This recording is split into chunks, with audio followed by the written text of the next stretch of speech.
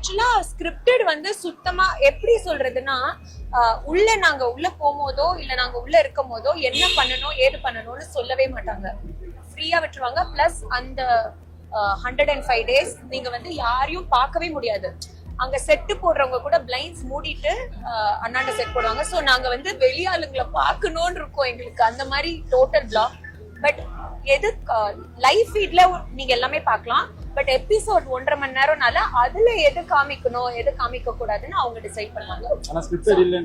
ஆமா, எதுவுமே சொல்லி கொடுக்க மாட்டாங்க. பட் எது எபிசோட்ல போடணுமோ அதை மட்டும் அவங்க சூஸ் பண்ணி போடுவாங்க. லவ் போர்ஷன்ல உண்மையிலே லவ்லாம் வருதா இல்ல லவ்வால இங்க இருந்துக்கலாம் அப்படின்ற மாதிரி பண்றாங்க. ஆக்சுவலி அங்க வந்து எப்படின்னா ஒருத்தர் மூஞ்சி பார்த்தே ஆகணுங்க.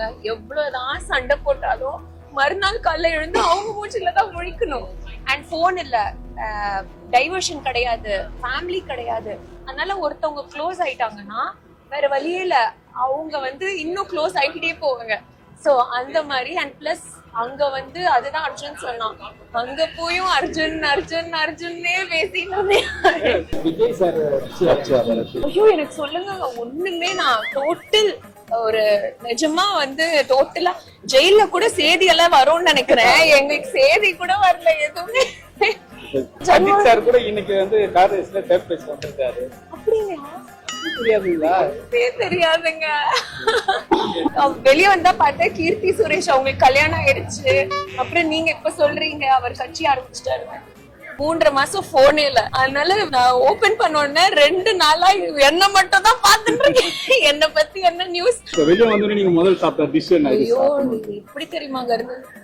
என் புருஷனை கூட நான் 2 சப்பாத்திக்கு மேல திரட்டினதுல அங்க சண்டை போட்டு என் எனிமீஸ்க்கெல்லாம் 65 சப்பாத்தி திரட்டி என் லைஃப்லயே நான் இன்னும் சமையல் கட்டுறதுல போக மாட்டேன். ரொம்ப கஷ்டமா இருந்தது எனக்கு. ஆக்சுவலா அது ஒரு லக்ஸூரியஸ் 5 ஸ்டார் ஜெயில். காலையில ஸ்கிரீன் திறக்கிறாங்க, ஹோட்டல் விண்டோல இருந்து வானத்தை பார்த்து அழுறேன். ஐயோ ஸ்கை தெரியுது, சூரியன் தெரியறாரு அப்படின்னு சொல்லி அழுறேன். ஃபர்ஸ்ட் நான் என் வீட்டுக்கு போய் அங்க ரேஷன் பிக் பாஸ் வீட்ல எல்லாம் எண்ணி கொடுப்பாங்க. நாங்க ஜெயிச்சாதான் நாங்க சாப்பிட முடியும்.